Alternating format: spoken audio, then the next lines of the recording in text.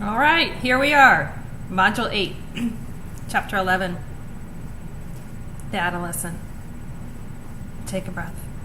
We can do this. Have you felt like that? If you haven't had children yet, I think there's a moment we get to adolescence, we're like, oh no, oh no. But adolescents are great. They really, really are. And I hope that you take the time to dedicate to this chapter, because if you have adolescents, if you know an adolescent, if you have a child that's going to become an adolescent, it's really important stuff. It is so easy during adolescence to accept what we might feel is rejection by the adolescent and kind of turn away and go, you know what, we used to be close, but they kind of got their own thing going on. But the adolescent needs you so much, whether you're a mom or a dad, an aunt or an uncle or a grandparent. They really do. And it may not feel that way because they say things like, and you're like, are those even words? Did you speak in words or did you just grunt at me? I don't know what that is. There's just so much going on. We talked about those earlier stages where everything was on fire. This is happening again. They don't even know what's happening for themselves. And remember that the brain development we talked about, it's happening again here, only it grows in different ways. We're going to see kids get really long arms and legs and their body hasn't grown into it and they don't know what's going on. They've got hormones going wild. Come on. Own it. We've had hormones. We remember. We may not like it, but you go, why am I crying? I'm watching a coffee commercial. You know, these kids wake up that way and they go to bed that way.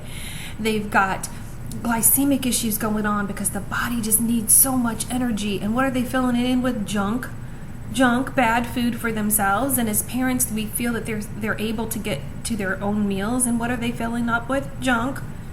So we're complicating things, and then they have these hurtful things or things that they interpret to be hurtful, and they're processing them on their own because they're not sharing with you.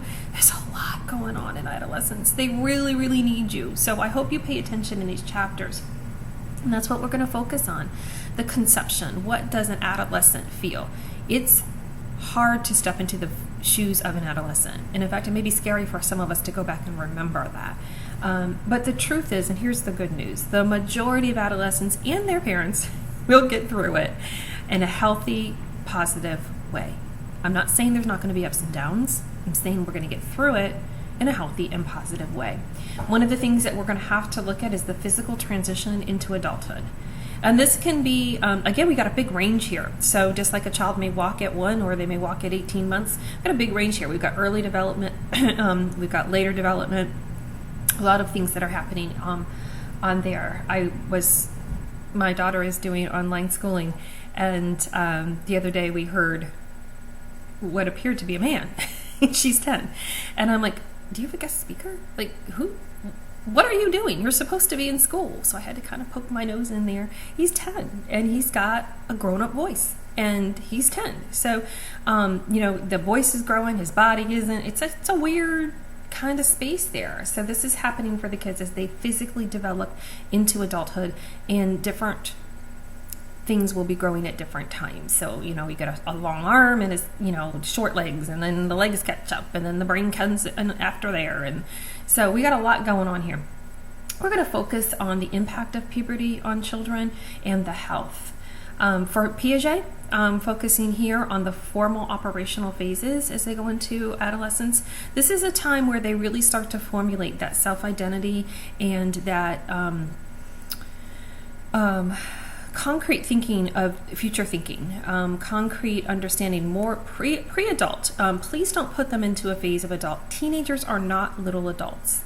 Sometimes they may be bigger than adults, but they're not. Their brain hasn't formulated all of the stuff that it needs to think as adults. They also don't have the experience of love it with that to help them to be adults. So they still are children. Their brain is still children. And that can be challenging for an adult to look at a child who appears to be an adult but can't think that way. And some days they may think like they're 10, and some days they may think like they're 18, and then you're like, but what happened to yesterday? You understood this, and today you don't. It's a journey, but it's a journey worth having, because the things that we do with our children now will help to formulate them into being healthy and happy and successful adults, which every single one of us wants. This is not an easy time. They need you. They may tell you they don't need you. They may need you on Tuesday and not Wednesday, but be there. Just be there for your kids.